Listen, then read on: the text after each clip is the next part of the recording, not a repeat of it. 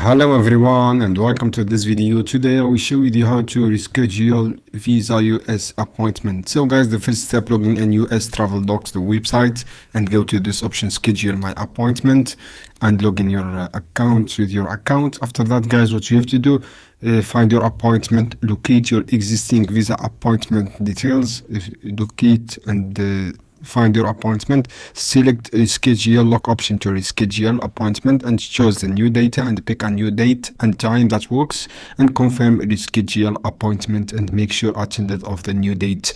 This is how you can do guys. Just follow these steps, find your appointment and select reschedule and choose new date, and then confirm your reschedule appointment. So guys, I hope this video helpful for you. Then don't forget to give like and share this video for more content, and see you on another video soon. Don't skip guys, like and share this video for more content, and see you on another video. So log in from here guys and follow these steps.